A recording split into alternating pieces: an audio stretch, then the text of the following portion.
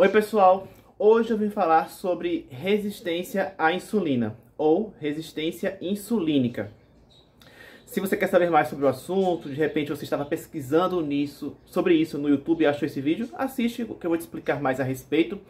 Antes, já deixa o seu like, deixa o seu joinha aqui embaixo para você me retribuir. E se você não me conhecia, se inscreve no canal também, porque eu sou nutricionista, então inclusive é um assunto que é muito relacionado à minha área. Então vamos lá. Bom, basicamente, quando a gente fala de resistência à insulina, a gente tem que falar sobre controle de glicemia. Na nossa circulação sanguínea, ou seja, no interior dos vasos sanguíneos, percorrem, gente, ali, oxigênio, nutrientes, que vão sendo literalmente percorridos pelo sangue e vão sendo captados pelas células. Ah, o músculo está precisando. O músculo vai captar. De onde? Vem da circulação sanguínea. E na verdade, no caso, os nutrientes chegam à circulação sanguínea depois que você os come, os consome. Então, você come o alimento, ele é digerido e em algum momento ali vai chegar na circulação sanguínea e novamente ir para os tecidos, células que estiverem precisando. Ok. Dentro desse raciocínio dos nutrientes, a gente tem também a glicose. A glicose é um nutriente, A gente obtém a glicose principalmente de alimentos fontes em carboidrato. Eu digo principalmente porque o nosso corpo ele consegue obter glicose por vias diversas que a gente não vai falar disso aqui. Mas principalmente a gente tem a glicose oriunda de alimentos fontes em carboidratos. Novamente, carboidratos que vão ser digeridos e a moléculazinha menor ali que chega na corrente sanguínea, a gente tem então a glicose. Ok, essa glicose então ela vai ser utilizada pelo corpo, por exemplo, gente, o cérebro.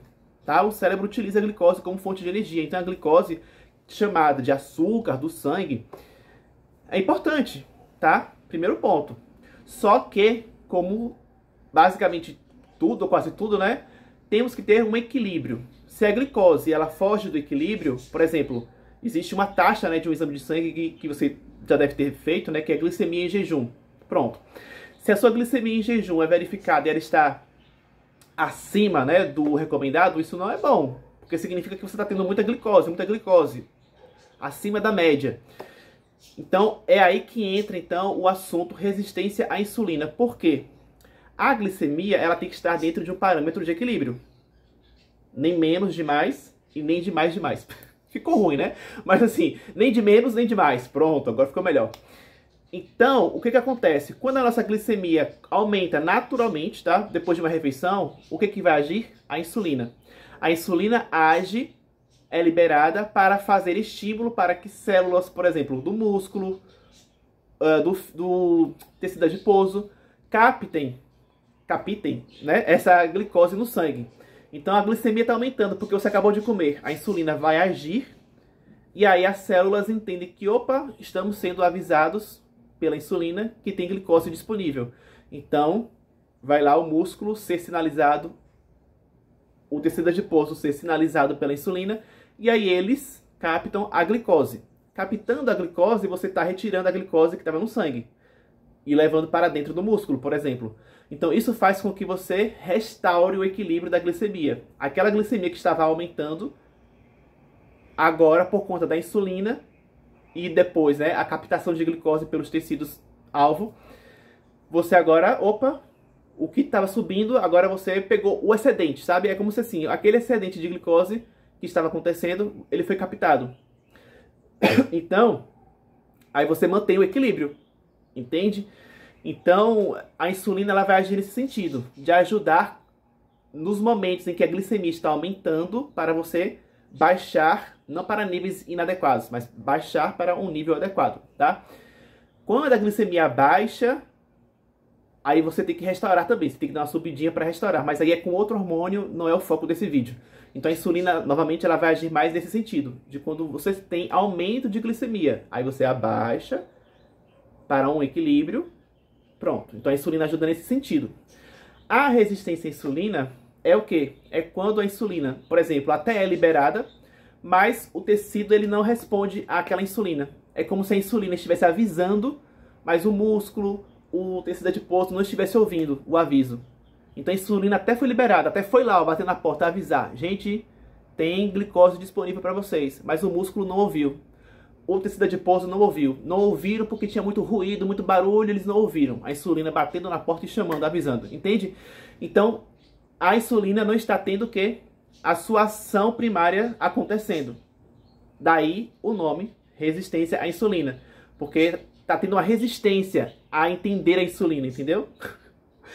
Está acontecendo uma resistência ao organismo fazer acontecer aquela resposta que deveria estar acontecendo, mas não está acontecendo. Pronto, de uma forma assim bem, acho que lúdica talvez, espero que tenha ficado, né? Resistência à insulina é isso. No meu canal tem alguns vídeos, tá, em que eu faço relações. Por exemplo, tem um vídeo que eu falo sobre inflamação e resistência à insulina. Tem um em que eu falo sobre obesidade e resistência à insulina. Então são vídeos que podem complementar as informações, tá? Então você pode procurá-los. Caso você não os encontre, me pede nos comentários que eu te mando. Pelo menos um ou os dois que eu mencionei aí, enfim, eu vou te mandar. Me pede, né? Henrique, eu quero da inflamação e resistência à insulina. Henrique, me manda da obesidade e resistência à insulina, que eu já vou saber, né? Porque, basicamente, né, assim, só para também, caso você assista só esse vídeo, né? Você tem que entender que essa resistência à insulina, normalmente, né, ela não acontece do nada. Normalmente é por hábitos de vida inadequados. Então, por exemplo, má alimentação, daí então a minha área, né? Então esse assunto, resistência à insulina, tem total ligação com a minha área, porque às vezes a pessoa tem resistência à insulina por isso, por uma má alimentação. Então eu vou entrar como? Tratando de que forma? Melhorando a alimentação dessa pessoa. Por falta de exercício físico, então é um outro pilar, né? Porque às vezes a pessoa sedentária, ela está acumulando muita gordura no corpo, inflamando o seu corpo. Daí os vídeos que eu mencionei, né? Obesidade, inflamação, relacionam com resistência à insulina. Então, são vários fatores, né? E realmente, assim, o estresse como um todo, uma pessoa que vive em um ambiente estressado, sono de má qualidade. Então, pronto, né? Fumar, tudo que vai causar, gente, estresse, danos ao organismo, que te tira de um estilo de vida saudável, pode contribuir para uma resistência à insulina. A gente vai detectar isso por exames de sangue, tá? Não é um examezinho só, né? São exames que se complementam e no conjunto é possível então, identificar que a pessoa está cursando com uma resistência à insulina. Normalmente, tá? Se a pessoa não tinha isso e isso é identificado, normalmente é uma luzinha amarela para que você trate o quanto antes. Porque se isso não é tratado, aí sim, a pessoa pode realmente ter um diagnóstico de fato de diabetes. Então, assim, a resistência à insulina, muitas vezes, ela vem ali como um sinal para você mudar o quanto antes, para não deixar evoluir para um quadro, né, de maior descontrole, tá? Então espero que você tenha gostado, compartilhe o vídeo, deixe o seu comentário. Vou ficando por aqui, agradeço a sua atenção até o final e a gente se vê no próximo vídeo. Fui!